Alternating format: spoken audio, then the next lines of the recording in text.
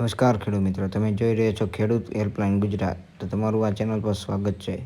અમે આજે લઈને આવ્યા છીએ આજના તાજા અને મુખ્ય સમાચારો. તે પહેલાં જણાવવાનું કે જો મિત્રો તમે અમારી ચેનલ પર નવા હોય તો નીચે આપેલ લાલ કલરના બટન દબાવી અને બાજુમાં આપેલ ઘંટી બટન દબાવીને સબસ્ક્રાઇબ કરી લો, જેથી તમને દરરોજના વિડીયોની જાણ થશે. તો ચાલો જોઈએ સમાચાર.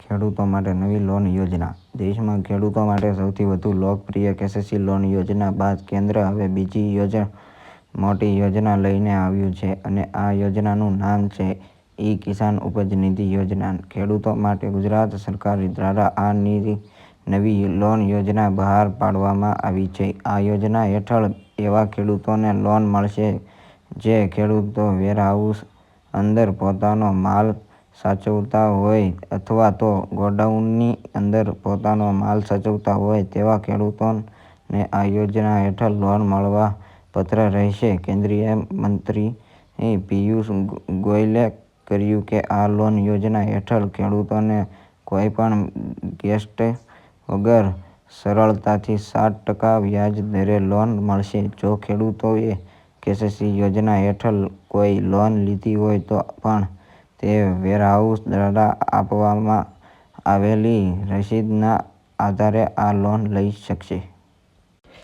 આજના સૌથી મોટા ખેડૂત સમાચાર.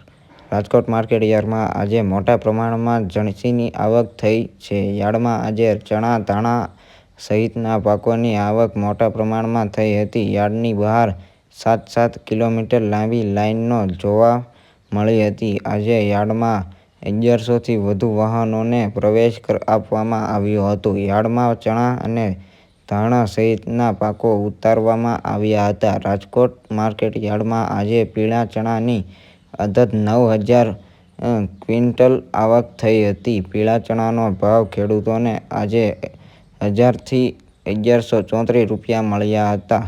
સારા ભાવ મળતા ખેડૂતોમાં ખુશી જોવા મળી હતી.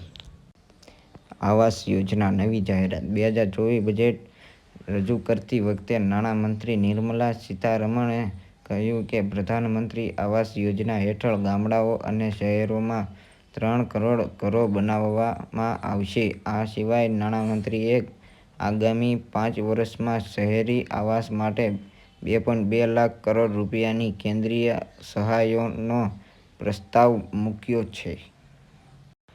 તો મિત્રો, તમને અમારો વિડીયો પસંદ આવ્યો છે તો નીચે લાઈક કરી દો અને જો તમે નવા હોય તો અમારી ચેનલને સબસ્ક્રાઇબ કરી લો અને બાજુમાં ઘંટી બટનને દબાવી દો, જેથી તમને દરરોજના વિડીયોની જાણ થશે. અને બીજું જણાવવાનું કે જો તમારા ખેડૂત મિત્રોને પણ આ વિડીયો શેર કરો. અમે દરરોજ આવા નવા સમાચાર લાવીશું. તો મળીએ બીજા સમાચારમાં.